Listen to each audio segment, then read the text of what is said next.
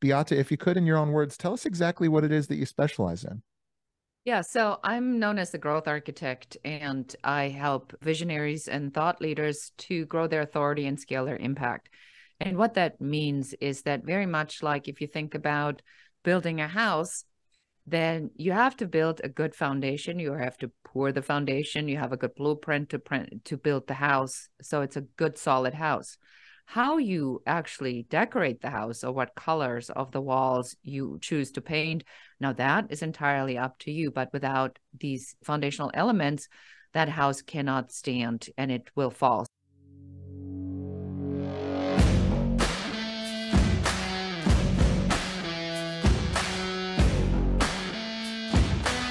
Welcome to the Spear and Clover podcast, the show where military mindset meets the spirit of the puppy. I'm your host, Jason Skisick, the entrepreneurial evangelist, and each week I bring you the stories of visionaries who see the world as it could be and can't help but take action. If you're enjoying these episodes, please take a moment to subscribe, like, and review. This is the best way to stay in the loop when we drop new content. Don't forget, the conversation continues in our brand new Spear and Clover community group. Check us out on Discord or follow the link in our bios to join this free group for entrepreneurs or wantrepreneurs. Entrepreneurs, does any of this sound familiar? Have you hired only A players, purchased the latest fire plays from so-called gurus, brought in hotshot managers from winning teams, consistently almost become an elite organization, only to have it result in talented employees regressing to mediocrity, tactical plays spiking performance and then fading away quickly, managers losing discipline and hunger and then either leaving or just coasting, clients, peers, and your team stop waiting around for you to get it together and just move on? Do you really think the difference between you and the industry-leading team is a hire or a slick new marketing play? That's the same tired crap my Chicago Bears have shoved down my throat for over 30 years. Meanwhile, the Green Bay Packers have had 2 coaches in 50 years, they've had 2 quarterbacks for 20 years, and they're a contender every single year. Many leaders buy the best playbooks, draft the best talent, and hire the best coaches, and yet year after year they return without trophies. Who could blame them? Most business coaches, consultants, and so-called gurus only sell tactical playbooks designed to provide a brief spike followed by a return to business as usual. The truth is, winning is simple. You need a clear North Star supported by managers and role players that have absolutely zero uncertainty about how they can help the team win today. Our simple program helps you become a dynasty organization from top to bottom. Dynasty Defined not only helps you structure a team that's capable of consistently winning championships, but once you do, they'll be writing their own playbooks, recruiting the best talent, and calling their own plays from the field. The choice is yours. Continue to hope that the next hire or brand new marketing play will finally solve all your problems, or commit to winning permanently, roll up your sleeves, and let's get started defining your dynasty. I am beyond proud to announce that we are now accepting applications for Dynasty Defined. Cohorts are limited to 8 entrepreneurs and they fill up quickly, so head over to spearandclover.com now and claim your spot. I can't wait to see you on the inside. As you know, I've worked with hundreds of entrepreneurs over the years, and I'm friends with many more. I can tell you that one thing that nearly all of them have in common is passion for what they're doing, at least the ones that I like. They have a vision and mission, and they have worked tirelessly to turn it into a reality. In many cases, they are able to become world-class experts in their chosen field. However, in far too many cases, they are never recognized as such. Why is that? This is a question that has plagued me. Today's guest has built her reputation answering just that question for her clients and followers. Beate Chelette is known as the growth architect, and she spends her life providing visionaries and leaders with proven strategies, blueprints, and growth maps that provide clear steps to improve business systems, strengthen leadership skills, and teams so that our clients and audiences can maximize profit and scale their impact. She is also acclaimed author of The Women's Code, Happy Woman, Happy World, as well as the host of the Growth Architect podcast. Please welcome my friend, Beate Chelette. Beate, how are you? I am terrific. Thank you, Jason. I'm excited to be here. I've been waiting for this moment to talk to you about systems, processes, strategies, and all that good stuff. I mean, we're going to be geeking out here. I know this is sexy stuff. We're talking deep The strategies today. best. Yeah, I had been on your show and I think we really hit it off. I have also been waiting for this so much. So I am really excited to have you on. So I read a mouthful there. Why don't we kind of reset the table really quickly? And Beate, if you could, in your own words, tell us exactly what it is that you specialize in. Yeah, so I'm known as the growth architect, and I help visionaries and thought leaders to grow their authority and scale their impact. And what that means is that very much like if you think about building a house, then you have to build a good foundation. You have to pour the foundation. You have a good blueprint to build the house. So it's a good, solid house. How you actually decorate the house or what colors of the walls you choose to paint, now that is entirely up to you. But without these, foundational elements, that house cannot stand and it will fall. So I'm the one that comes in very much like you, Jason, when people saying things like, you know, I know I need a strategy. I know I need to grow. My business income is like a sine wave. It goes up and down. I have great years and then I have not so great years. And it just never seems to get to that point X where I feel that now we are in, quantum leaps and we're really moving forward. And I come in and I diagnose it. I have a process called the 5-star success blueprint. I pretty quickly can figure out what the issues are. Mhm. And then we develop the strategy to help you to take that to that next level. So, why do you think it is that so many visionary entrepreneurs, I don't want to answer the question in the question. Why do you think it is so many visionary entrepreneurs struggle with strategy? Number one, it was so interesting because I was on a podcast once, and then the woman said to me, "Can you explain what strategy is?" Because everybody says you need strategy, and then nobody really can explain what it actually is. Sure. I think that there's a fundamental misunderstanding on what strategy actually is, because it sounds complicated. It sounds technical. It sounds unsexy. It Mm-hmm. sounds cold. It sounds detached. It's People love to talk about the idea and the vision and the why. And you and I, we go and then we say, well, that's all great, but how? Yeah. And I go, what do you mean, how? Well, the vision alone isn't going to manifest itself without the how are we going to be doing that. So I think the first thing to answer your question, Jason, is they don't know what strategy is. Mm. Yeah, I agree. So I guess the logical follow-up then is how would you define strategy I'm so compared to glad you tactics? asked. Yeah. So strategy really is the plan, the the overall idea, right? It's like, where am I going? That is determined in the vision. Here is what I'm building. Then you need a strategy to get there. That strategy has systems and tactics that are necessary to be executed on the way there. So let's say your goal is to build, a franchise network of 20 gyms. That's the goal. So now you need a strategy, an overall strategy. We are going to have to build this by, hiring the right people, finding the right locations, picking the right franchising idea or developing our own, sort of whatever that is. We have to have a marketing piece. We have to have all these other pieces. So you define the overall strategy where you want to go, and then you identify the pieces of the strategy that then are individual strategies that need systems and tactics to execute them. Mm. And so when you look at this from the perspective of there's one main strategy where we go, and then all these subcategories, sub-strategies, now suddenly it becomes a lot easier to understand, because then you're no longer doing the number one mistakes that everybody's trying to make.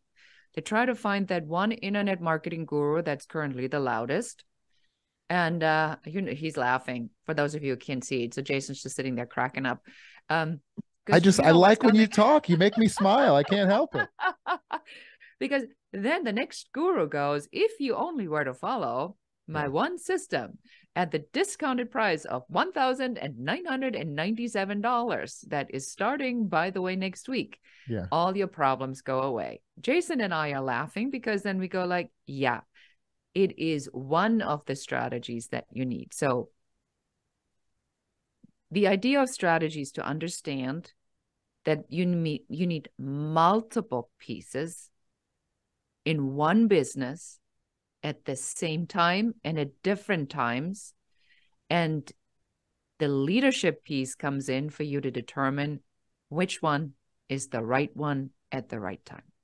That's a great way to put it. And that brings me immediately to the question, how do you know what the right, like, how much does who the person is factor in to the strategy that you choose to try to help them with? It's everything. Yeah. You know, Jason, I give this example, like somebody who breaks out in hives or starts sweating profusely. I would never give somebody like that a speaking strategy on stages, which is a great strategy, right? Get yourself in front of many people at the same time, speak in front of 500 people, great strategy to reach 500 people at the same time. But somebody who cannot do that, who stands there and wants to die because they are so terrified of public speaking, we would never give somebody like that strategy. Then we say, hey, what do you think about podcast guesting as a strategy? Because it's a conversation with one person, it's very casual, right? That's a different strategy. And then we built that around that. So you have to be very clear about what resonates with you as a person and what is congruent. You know, people say authentic, real, but you know, is this who you really are? Somebody said to me the other day, the reason I don't write blogs, because it takes me 20 minutes to write a blog and then 9 hours to edit it. But if I do a podcast, I'm done in 30 minutes. Yeah, I mean, it's just up to that person, right? I had that conversation, two conversations. I had one right before this call. I had my team meeting with my podcast assistant, Mo. Shout out to Mo. And we were talking about the different strategies of how we would want to grow. And we were talking about ads versus referrals. And I said, well, Mo, if I'm standing on the corner of a major city and I'm handing out flyers to a nightclub, how many flyers do I have to hand out before one person walks through the door of my nightclub? And he's like, I don't know, 1,000. And I said, if I sent out invitations to my wedding, how many invitations do I have to send out to get one person to show up? And he's like, probably one, or like, let's call it 1.1. And it's just interesting looking at the different strategies, and you just have to fit that with what you're doing. So I think I connect so deeply with your mission, if that's not already been made clear and obvious. Who is it that you most enjoy working with? Like, where do you get excited when you have a new client that walks through the door? I love it when people come with crazy ideas, like big ideas. I have like 2 examples, and these are not clients yet, but these are, strategy conversations that we've had. I just spoke to a woman who's coming up with a idea of creating a particular garment that she wants to sell. And her idea is to create an ecosystem to take people that are unhoused, homeless, that and put them through the program to teach them a sewing skill, and then have them, create these garments and then, sell these garments to help people that are ready to be rehabilitated. And there's a lot of veterans that we have here in Los Angeles, right? That could benefit from that are, that where whatever the mental part is under control, that really are ready to be rehabilitated. Because a lot of the programs in homelessness right now are all about, how do you get them to point X? And then after point X, there is no real rehabilitation program into the workforce. And so when I spoke to her, I literally did this with her, Jason. I said to her, well, what's the vision? And then she tells me her vision, and I'm going like, I said, double that vision. And she goes, oh, and she's starting to get uncomfortable, right? And you can physically see it. She says, well, and she's twitching on her seat. Well, I mean, that would mean that I would have to do this, and I would have to do that, and I would do that. And I said, well, and now I want you to double that. What would that look like? And now she's like literally starting to sweat. Yeah. And I said, look, you're documentary producer. You are used to orchestrate large numbers of people in projects that are colorful, that are coming together from all places. So do you think that God, spirit, universe has given this to you, this idea, not for a reason? It takes somebody like you to do something like that. I said, so now think about all these other organizations that are already doing parts of these programs, and who can you bring in as a collaborative partner then to get the funds that we know are being collected. I mean, we've just had another homeless thing on the ballot here in Los Angeles. The funds are there. They need to spend them. I said, if you want to go after millions of dollars, you can't operate on this level. So I love that. That gets me super excited. And then she says, well, where do you come in? I said, well, the minute you've done your 5-minute documentary video about what this big vision is, because then we can go and we show it to people and we can start making these connections. And she says, this call didn't exactly go like I thought it was going to go. Yeah. That I like, you know. And then I have another person I spoke to, and she is, you know, a 1%er. So she's a top level makeup artist in Los Angeles in the movies. And she is the person that did the red lipstick for Pearl Harbor. So, you know, and if you've ever seen the movie poster or you've seen the movie, you know, it's very prominent.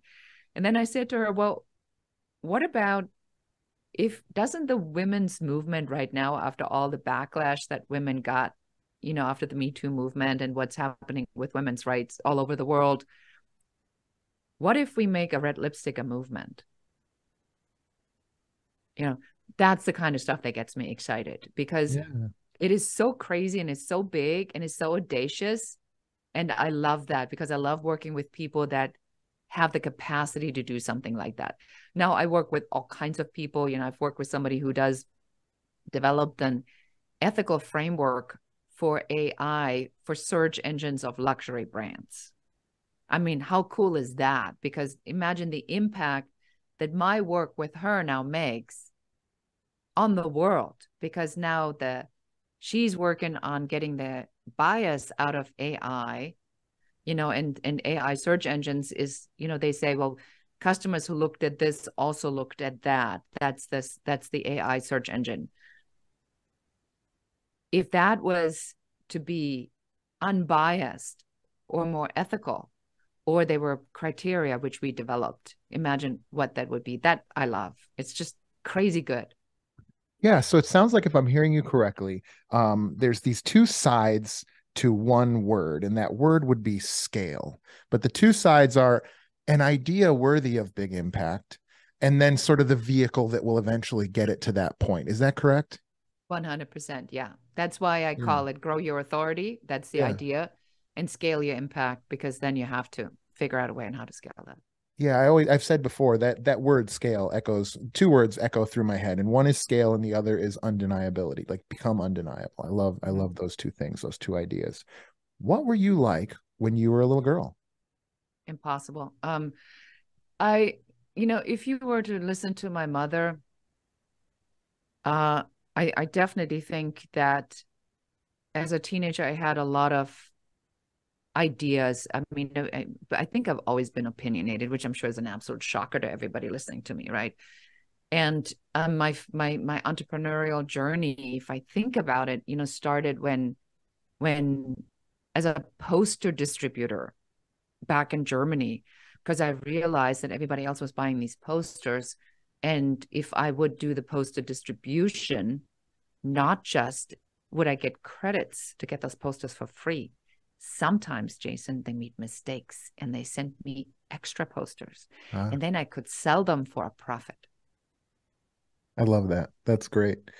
And so have you ever not been an entrepreneur? Did you know kind of coming in that you wanted, because this is a question that gets asked a lot, is did you always know you wanted to be an entrepreneur? What you were like as a kid? But I'm very interested in sort of the meta process of like you realizing it. Not that you were that, but when did you realize that you were that? I think that it was probably more the Rage Against the Machine than anything else. And the Rage Against the Machine, you know, famously, you know, Germans take everything very seriously, in case anybody has any question about that. And I was put through an aptitude test of 16 different pages. And it's like all these questions. And it's like, yeah, yeah, yeah. Do you like being outside? Yes, I do. Are you afraid of heights? No, I'm not. Do you mind carrying weights? No, I don't. You healthy? Yes, I am. And then after 16 pages, the result of my aptitude test and my job recommendation was to be a roofer. You'd make a hell of a roofer, though, Beate. I can only imagine. And so I looked at that and I'm going like, WTF, are you serious?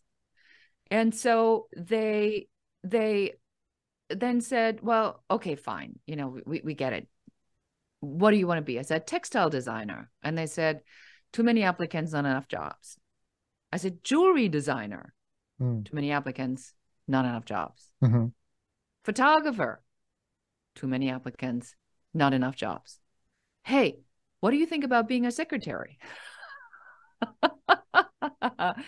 And that's kind of when I was like, you guys are kidding me, right? I mean, if I want to spend the rest of my life doing something, shouldn't I be doing something that I'm excited about? And the message that I got was, can't do it, can't do it. But then I looked at people and I'm like, but people are doing it. So if other people are doing it and I'm interested in it, why wouldn't I be able to do it? I mean, that just was, I mean, am I like the only person who thinks that this doesn't make any sense? And so I realized that the interpretation from other people just didn't work for me. And then there was the point, so I became a photographer anyway. Mm-hmm. And so there's a moment where I'm standing in Switzerland on a glacier and I'm an assistant to a photographer. And I am outside. I am carrying stuff. I am not afraid of heights. And this helicopter comes for this sporting goods catalog with an Audi Quattro attached in a net. And that was my job to get it up there. And it comes like over the mountain. And I'm thinking to myself, I'm doing exactly what the aptitude test said. Yeah. The interpretation of the aptitude test was wrong. Right. Right. And that's when I knew that I had to forge my own way. Yeah, and I think it's even just that realization. I've had similar moments where I realize if other people can do X, then I can do X. And I think that a lot of people are unwilling or unable to give themselves permission to feel that way, maybe. So that's that lion spirit, I suppose. So as people who are helping other people bring their visions to life, as visionaries ourselves, where do you find the where do you get nourished from that? You know, there's a friend of mine recommended me to listen to an audiobook by an author by the name of Arthur Brooks, and it's called Growth to Growth, which is just about the worst title ever. And as I'm listening to this, it says that there is a first curve and a second curve. And so in the first curve, you know, I built and sold a business to Bill Gates. So I had a great idea. I had an equity event, and ever since I've been chasing sort of this next idea. But what I'm really drawn to is not so much the next idea, but it is about taking people that have these great ideas and helping them to make these ideas come to life. And in this book, he talks about the second curve where you go more toward education because that's a larger fulfillment. And he actually says there's data available that your brilliance and your ability to solve these complex problems or to come up with these unique ideas diminishes over time, that there's actual per industry now they have specific data on when people reach their peak, which is kind of like a little bit of a letdown. But then if you think about it from the perspective, what are you and I are doing? We are making our mark by helping other people make their mark. And that's what I find incredibly gratifying. So if I see that a single mom that wanted to figure out after she lost her job on how to go into the med spa education business, then runs a, you know, multiple six-figure business, that makes me pretty happy. When I see that systems that I helped develop are making an impact for hundreds and thousands of people. The course I've created on a platform has over 40,000 people that have taken it. That excites me because it is not necessarily about the longevity, but it feels, Jason, that all of this was for something, that somebody can derive a benefit of the hardship that I went through and the adversity I had to face, and now can take the shortcuts, because that's what it is. When you go to a coach who is over a certain age, let's just call it what it is, right? You go to somebody who is whatever, let's say over 50. People have experience because they made already all the mistakes. So you can either go and make all the mistakes yourself, or you can go to somebody who tells you where the potholes are so you can avoid them. That's what you pay for when you hire a consultant or a coach. That's when people come to me because they say, well, I've been trying to figure this out for a couple of years. Why is this not working? And I'm like, dude, it's going to take me 30 minutes to tell you what it is, because it's so bloody obvious, because I've seen this 100 times. And say, really? Yeah, that's so interesting. I've had this conversation with other people before. First of all, I love how I think we both feed off of seeing kind of our reflection in different ways, right? Like that's so interesting. But when you've climbed to the top of a mountain, what do? Do you sit up there and stay there forever, like somebody that would run a kind of cash cow business? Do you climb a different similar mountain and start all over again? Or do you help other people climb the mountain? And I think that both of us have seemed to have chosen to help other people to climb the mountain. And there is so much fulfillment there. The other two words that come to mind when I think about what you've chosen to do are community and women. How do those two things factor in? Yeah. So women, definitely, because I was a single mom. I was $135,000 in debt. I was an immigrant. I didn't have any family here. I kind of had to figure out how to make it work. I had a bad experience with my ex-husband, an absent father for my daughter. So I had so much hardship that I will always have a soft spot for women, that because I know what it's like to have to do that, and what you're called and how you're being looked at as if you somehow failed somehow society, or that you did something that was your fault and therefore you end up alone. I mean, there's some terrible things are being said about single moms, which I really resent. So I will always fight for that. And community, from the perspective of that we often feel alone in our journey because we don't have anybody who can relate to it, because we just simply too busy in the day to day, and we hear from whatever 8 o'clock in the morning until 8 o'clock at night, and we put the time in, and we kind of can't see what's outside of this because we're so deeply entrenched in it. So to build that community and to share the message and to say, listen, I hear you. I really see who you are. And I think that's part of the greatest compliments that I get. I just signed a client, single mom of two, going through a bad divorce. And she said to me, from the moment I talked to you first, I felt you knew who I was. You get me. That makes me feel really good, because that's, I think, at this point in our lives where it's not so much about us. I mean, it is about us, but to have that mirrored back at you, that somebody understands that you really take that genuine interest in them. Is it about money? It's a business. Of course, there's money involved. Yeah. But primarily and foremost, it is, let's find out if I can help. And if I can help you, I'm going to tell you I can help you. And there's a price ticket to it, unless you're in a mentorship agreement with me through an organization that I mentor for. But other than that, there's a price ticket attached to it. And then you decide on whether or not you want that or not. So there is no pressure. It's a lot more relationship based. And I know you're the same way, Jason. Yeah, that's absolutely true. And frankly, like, I think this is pretty obvious, but I think we're very, very similar in that way, which is interesting because we're different. We're different types of folks, right? Talk to me about how mentoring others impacts you. So there's three stages of it, right? There's you having a mentor, there's you having a peer, whether that's masterminds or something like that, and then there's mentorship of others. I also do some mentorship of younger entrepreneurs. Talk to me about how that makes you feel, how that's impacted you, and what role that plays in your life.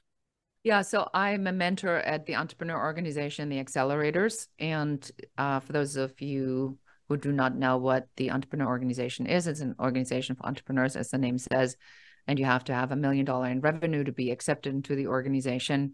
So you are in excellent company when you are in this organization. The accelerators is a particular program that they invented where people over $250,000 in revenue can join. And then with the help of a coach, of which I am one, they'll, be hopefully coached to get to the $1 million. So then they can become full-time members of the entrepreneur organization. And I've been doing this now for a couple of years and I love it. I mean, I think the fun part about this part of mentorship is because there's so many brilliant ideas that where you go, that's a business that, you would not normally even have thought about. And then when you hear it and, they don't know things that are so normal for you and I to talk about. Right. Because we've been doing this for so long and they go like, oh, really? And you're like, oh, you don't know that? Yeah. Yeah. But they can't know this because they've never had this experience. And so the mentorship, the way I look at mentorship is we really have to go in and hook what they do really deeply to their passion, because that's the fire. Once the fire is there, then I can take them anywhere. But, sometimes when people only make it about money, it gets a little dicey because it's hard to be passionate about something if it's only about money. I mean, that's my experience. I don't know how you feel about this, Jason. I'm going to actually ask you that question. When somebody comes to you and says, Jason, I want you to coach me, but it's only about the money. I mean, how do you feel about that?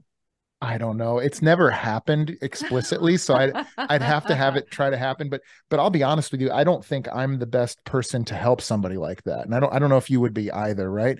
And so for me, I'm not going to say their names because it could be taken in the wrong way, but I do know people who can make you boatloads of money for money's sake. I mean, I came out of financial services. I've known some of the best marketers and salespeople in the world. I mean, the best, and that's great. And by the way, the ones that I'm thinking of, a lot of them are looking for people that are passionate as well, because it just makes everything so much better. Which leads me to my question back to you, which would be, when you do decide, I found somebody who's great, they've got this big giant vision. I'm thinking of a few people in my head right now that have this big giant vision, and I can help them. I have the thing, and I know you do too. Damn it if they won't get out of their own way. What do you do when somebody is, when you're trying to give somebody mouth to mouth and they're struggling and fighting you every step of the way? Oh, you mean like that one podcast host that interviewed me, and then I asked her afterward, how her business went, and she says, well, I don't really have any products or services to sell. And I said to her, I really can help you with figuring this out. And then she said, I don't think I'm ready for this yet. And I was like, you do understand that if you're not selling anything, you'll never be making any money. And she was struggling to even pay her mortgage. And she didn't understand that her ability to sell anything was in direct correlation with how much money she was in a bank account. You mean that kind of thing?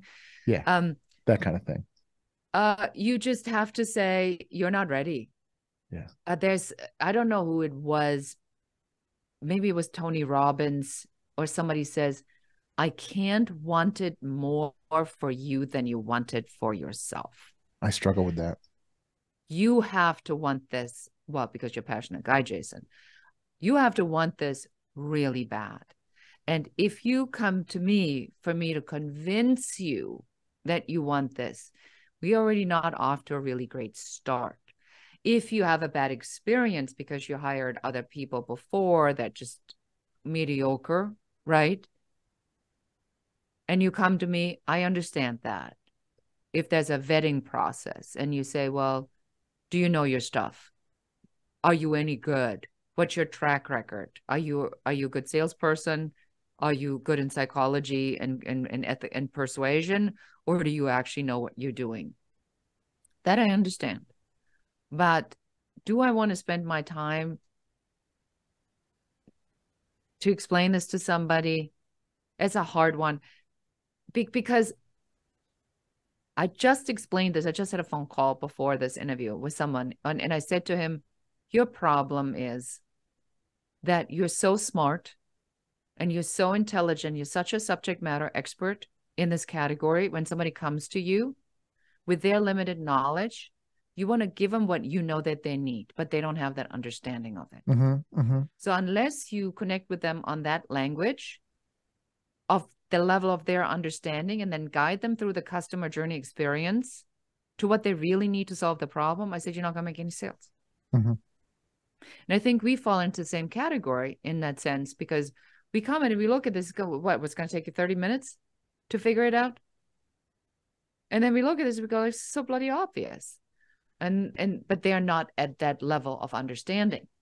And because they're not at that level of understanding, they feel, yeah, there's something there, but I'm not sure, because there's a mismatch.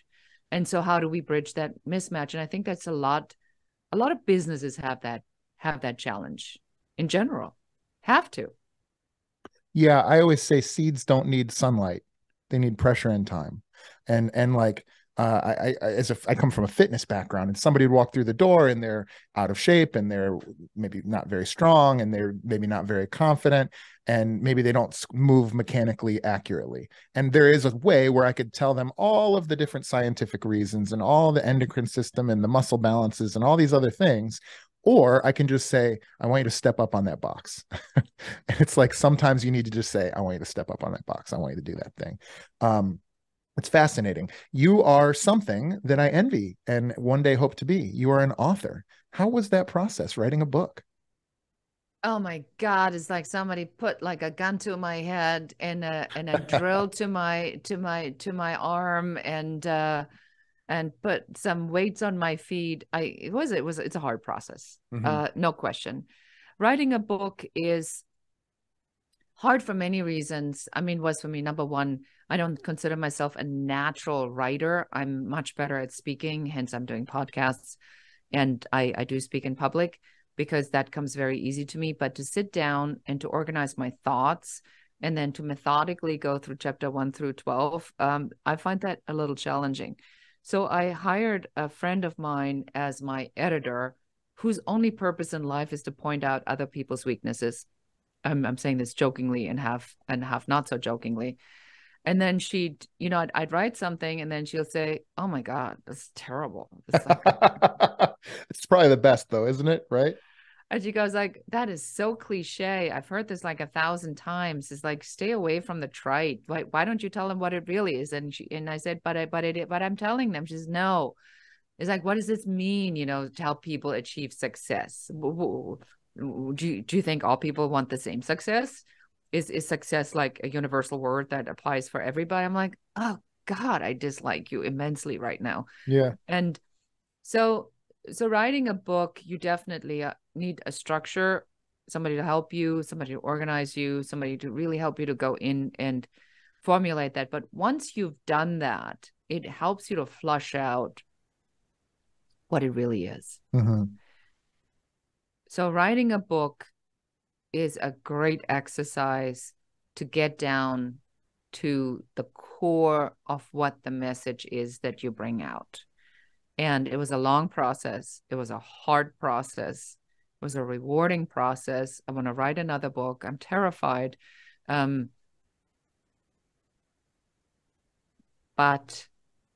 if you have a message and you want to get it out, you kind of have to write a book. Sorry, Jason. I know it's hard. You talk about sort of the cycle of scale, right? You spoke about it earlier, and there is that thing where you start, you learn a thing, and then you teach a couple of people a thing, and then maybe you teach other coaches that thing, and then eventually you have a podcast, or you write a book, or put together a documentary, or whatever it may be. It feels like that's in the cards, and certainly as a part of, I know you have a course, I have a course, as a part of going through that essentially becomes the outline of a book, and then potentially you can go from there.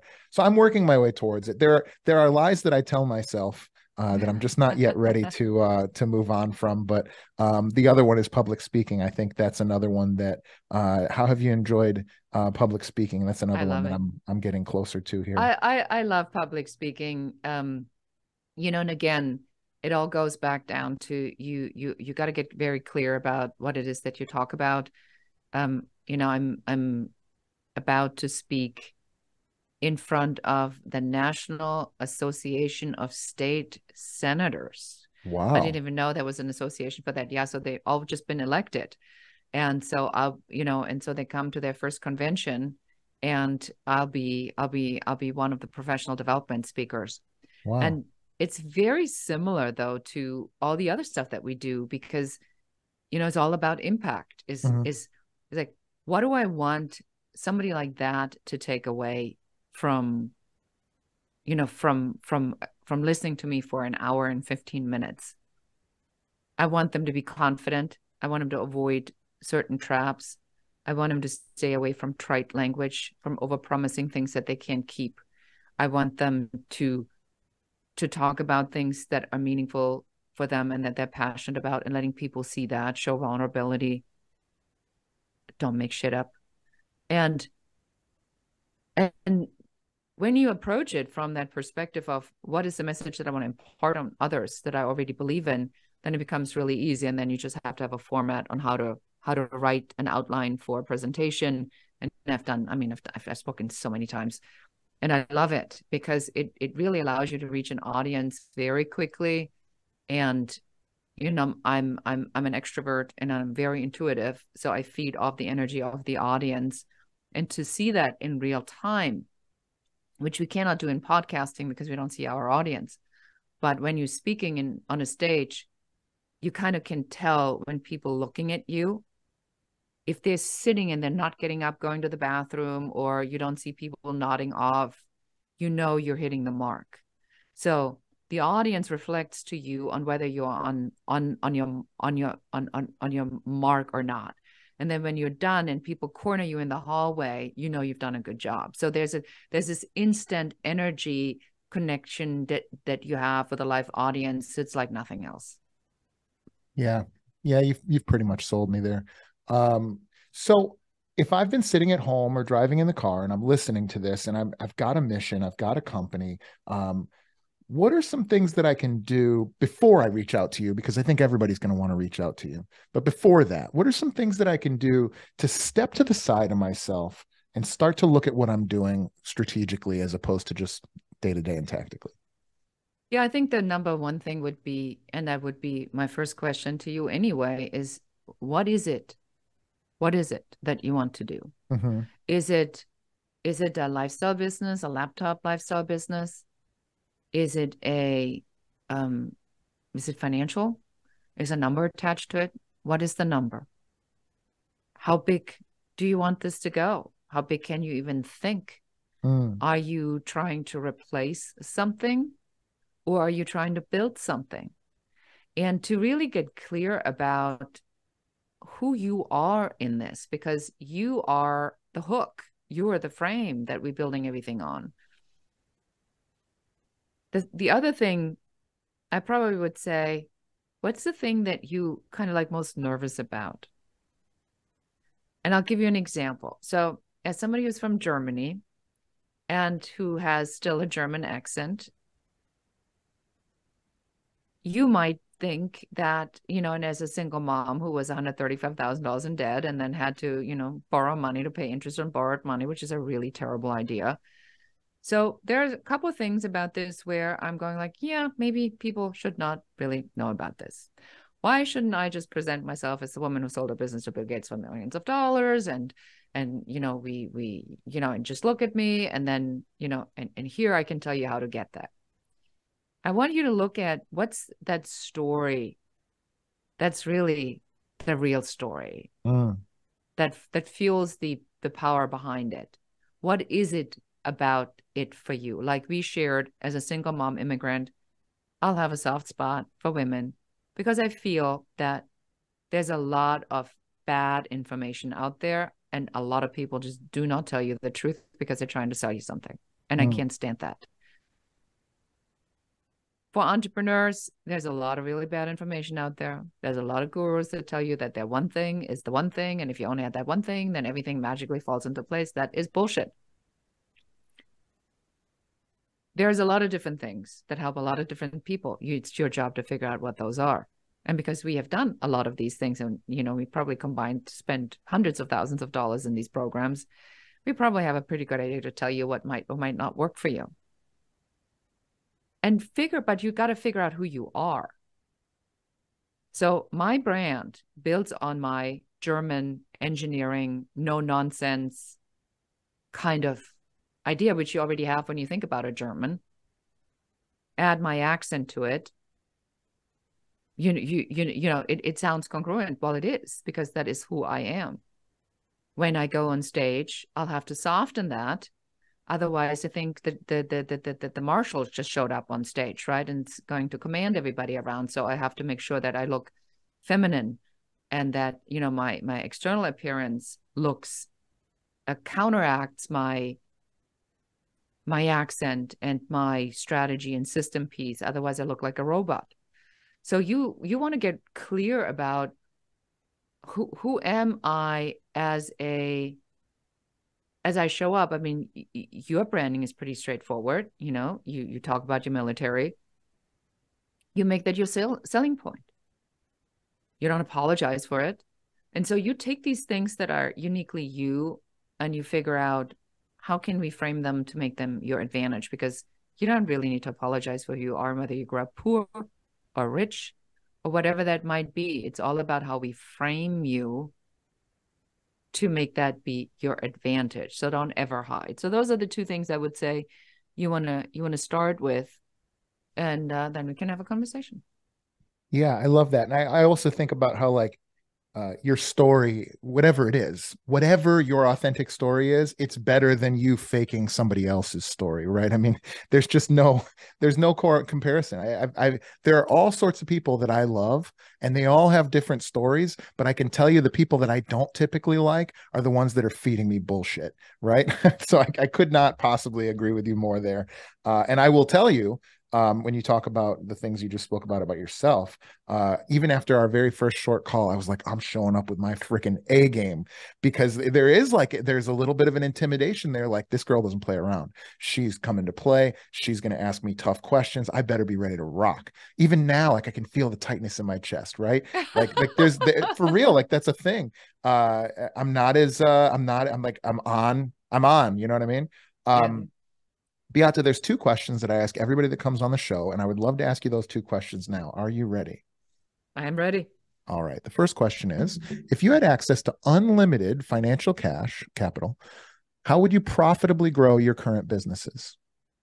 I probably would immediately go to this one guy that I know who would help me get grants to build an educational business. It's going to cost me about 40,000 that I'm just not quite ready to invest yet. So I can reach a hell of a lot more people and grow this really much, much bigger. Then I would join a podcaster mastermind because I think that in the podcasting space in my, is a phenomenal lead generation piece for me. And then I probably would start to hire a sales force and really work out my mastermind programs so that I can reach more people. That's really my main goal right now, is how can I get these shortcuts in front of as many people as I possibly can. I love it. Question number 2. If you had to give up everything that you've done professionally in your life and start something totally from new from scratch that you've never done before, what do you think that might be?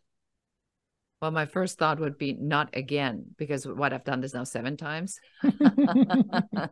Pushing me here. Yeah. I probably would. Well, so then I couldn't do the coaching because I've already been a coach. That would be a tough. Maybe I'll become a ski instructor again. And go. I probably would do something that is not as office intensive, because I think that the business model that I would want to design next would be a model that has more of a balance, that is less computer, microphone, lights, camera, action, but is more one that includes more of an outside piece. So I would have to figure out what that would be. It would have to be a better balance of both. Maybe 3 days inside, 2 days outside, something like that. Yeah, I think that's great. I think your first answer of ski instructor though, I can always tell when somebody's super dedicated to their path because that second question is like just not even on their radar. Like when somebody has a really good answer for the second question, it's usually like, I don't know how committed you are. But when somebody goes like, I've had like, I don't recall who, it might have been Aaron Hine from Fit Aid, but he was like, I don't know, I guess I'd have a surf shop on a beach somewhere. Like it was just like do nothing. It was like I'm either doing this or I'm like at the beach or on the ski hill. Yeah, Yeah. I felt like a little Yeah. Yeah, right. Exactly. I don't know what I would do. Beate, this has been wonderful, unsurprisingly. There are tons of folks that are going to hear this and would love to reach out to you, would love to read your book, would love to potentially engage with the stuff that you're doing. Where can they find you? Yes. So the book is called Happy Woman, Happy World, and you find it at happywomanhappyworld.com. If you want to reach out, again, before I do tell you how to do that, I want to just encourage you. Please go to wherever you're listening to this podcast, give Jason a 5-star review with a actual written review about one thing you're taking away from this podcast, because that's really our lifeblood. That's what we live by. And, we don't see you, so we love to hear from you. Subscribe to the podcast and share it with one other person who needs to hear what we talked about today. And now with that out of the way, we can talk about me a little bit. And not that we haven't talked about me the entire time, but I'm all over social media. So you can find me either under Beate Chelette or The Growth Architect, and reach out. Tell me, what you learned. Tell me what you're thinking, or if something resonated. I love to hear that. And if you want to find out what your number one business growth blocker is, you can take our quiz, and you go to growthblockerquiz.com. All right. Beate Chelette, thank you so much for coming on. You're welcome back anytime. Thanks for having me, Jason's blast. Awesome.